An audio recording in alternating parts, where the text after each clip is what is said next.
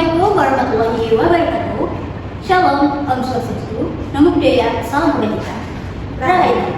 Perkenalkan, nama saya Ajeng Risma, serta rekan-rekan saya bernama Mas Dimas Sandra Budapta dan Sori Junaidi. Kami dari Universitas 17 Agustus 1945 Semarang akan mempresentasikan hasil kajian kami yang berjudul Multimodalitas dalam Representasi Karya Sastra, Analisis Konseptual atas Pemanfaatan FISME dalam Konteks Pendidikan Digital. Berikut penjelasannya. Dalam era digital saat ini, kita semua pasti merasakan pengaruh dan kemajuan teknologi yang membawa kita dalam berbagai aspek di kehidupan manusia, juga termasuk dalam ranah pendidikan dan proses pembelajaran. Dalam konteks ini, digital pembelajaran karya sastra Indonesia menghadapi perubahan yang signifikan, baik dari segi metode, media, maupun strategi pembelajaran. Tujuan utama pembelajaran sastra digital adalah menumbuhkan kesadaran peserta didik untuk mengembangkan potensi intelektualnya secara aktif, melalui proses pencarian dan penemuan kebenaran, serta memanfaatkan sumber belajar dari berbagai referensi baik dalam jaringan maupun luar jaringan. Pemanfaatan FISME dalam representasi karya sastra menjadi salah satu inovasi yang relevan untuk dikaji, terutama dalam konteks penerapan multimodalitas dalam pembelajaran berbasis digital. Nah, penelitian ini berlandaskan pada teori multimodalitas Kress dan Van Leeuwen tahun 2006, yaitu makna dibangun lewat berbagai mode seperti teks, visual, warna, dan audio. Ini menegaskan bahwa pemaknaan suatu karya merupakan hasil dari interaksi berbagai mode semiotik seperti verbal, visual, warna, tata letak, audio, dan gerak. Kajian ini menguraikan konsep multimodalitas dalam representasi karya sastra, serta penerapan platform digital seperti FISME sebagai media pembelajaran pada konteks pendidikan digital. Multimodalitas dipahami sebagai suatu pendekatan yang mengintegrasikan berbagai mode komunikasi meliputi teks, audio, visual, dan gerak guna membangun makna yang lebih luas dalam sebuah karya. Sedangkan FISME merupakan salah satu platform digital yang mendukung pengembangan materi pembelajaran interaktif melalui fitur-fitur yang memungkinkan integrasi antara teks, gambar, audio, dan berbagai elemen visual lainnya.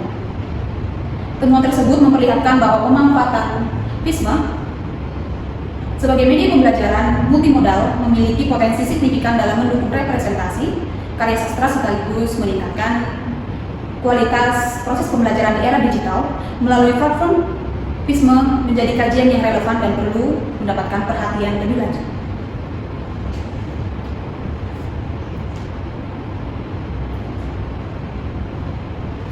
Dalam kajian ini kita menerapkan pendekatan kualitatif deskriptif dengan rancangan analisis konseptual. Pendekatan tersebut digunakan untuk menggambarkan secara sistematis dan menganalisis konsep multimodalitas dalam representasi karya sastra dengan menekankan pada pemanfaatan FISME atau yang biasa disebut visual means sebagai sarana pembelajaran berbasis digital. Melalui beragam fitur yang dimiliki, teori multimodalitas dapat diimplementasikan untuk mendorong terciptanya sebuah proses pembelajaran yang interaktif, dinamis, dan berorientasi pada partisipasi siswa. Dengan demikian, teori multimodalitas memberikan kerangka implementatif yang efektif bagi pengembangan materi pembelajaran berbasis multimodalitas yang kontekstual dan relevan dengan era pendidikan digital. Nah, ini adalah logo aplikasinya. Berikut kita lanjut hasil dan pembahasannya. Yang pertama, prinsip multimodalitas dalam sastra, yaitu makna tidak hanya dari teks tapi juga dari elemen visual. Konsep multimodalitas dalam karya sastra menegaskan bahwa pembentukan makna tidak semata-mata bergantung pada unsur verbal, melainkan merupakan hasil integrasi dari berbagai multimodal, terutama antara teks dan elemen visual. Dan contohnya itu seperti penerapan tipografi tertentu pada puisi dapat merepresentasikan irama, tekanan, atau nuansa emosional yang ingin disampaikan. Dalam konteks pemanfaatan FISME, Karya sastra seperti puisi dapat diolah menjadi bentuk penyajian yang menggabungkan antara elemen warna, bentuk, animasi, dan tata letak, sehingga memperkaya aspek makna sekaligus estetika karya tersebut. Prinsip ini memiliki relevansi yang tinggi dalam pendidikan digital masa kini, di mana siswa tidak hanya berperan sebagai pembaca teks, tetapi juga sebagai penafsir dan pengapresiasi karya melalui perpaduan media yang interaktif. Integrasi berbagai elemen tersebut membantu memperkuat pemahaman kognitif serta keterlibatan siswa dalam proses pembelajaran. Pembahasan selanjutnya akan dijelaskan oleh rekan saya, Ajeng Ayu Karisma. Baik, di sini saya akan melanjutkan penjelasan yang sebelumnya sudah dijelaskan oleh rekan saya, yakni tentang representasi sastra menggunakan visual. Munculnya teknologi digital telah membawa banyak kemajuan dalam bidang pendidikan maupun sastra. Visma sendiri adalah platform digital visual yang memungkinkan pengguna untuk membuat presentasi dan merupakan inovasi populer dalam bidang representasi dan pendidikan sastra. Di dalam Visma sendiri terdapat fitur-fitur utama seperti template, grafik, transisi, visual, dan storytelling lainnya yang masing-masing mempunyai peran yang sangat berguna. Visualnya juga memperkaya makna dan memperkuat emosi pembacanya. Untuk penerapan Visma sendiri dalam pembelajaran sastra mendorong berkembangnya literasi multimodal, yaitu kemampuan memahami dan mengekspresikan makna melalui kombinasi berbagai bentuk komunikasi seperti teks, gambar, audio, maupun gerak. Sehingga dalam Visma sendiri itu meningkatkan literasi multimodal, kreativitas, dan partisipasi dari siswanya. Di dalamnya juga bukan hanya tentang terdapat aspek-aspek lainnya seperti aspek emosi yang dalam mode visual ditentukan oleh pemilihan elemen seperti warna, bentuk, dan efek transisi. Jadi dalam Visma sendiri itu sangat mempengaruhi dalam bidang warna. Jika menggunakan warna yang sangat terang, itu menandakan dia bahwa ceria, sedangkan yang warna gelap, dia menandakan keamarahan. Selain itu, selain emosi juga, tema dalam sastra juga mempengaruhi dalam pembuatannya. Visma tidak hanya membuat penyajian karya sastra terlihat lebih menarik, tapi juga membuat bisa diperjelas melalui tata letak visual. Dengan demikian, mode visual dalam Visma tidak hanya membuat penyajian karya sastra saja, tetapi juga membuka ruang yang lebih luas untuk memahami makna dalam karya tersebut. Jadi pembahasan selanjutnya adalah manfaat dalam pendidikan digital. Dalam penerapan Visma dalam pembelajaran sastra tidak hanya berfungsi sebagai alat bantu presentasi, tetapi juga sebagai sarana pengembangan literasi digital dan kreativitas peserta didik.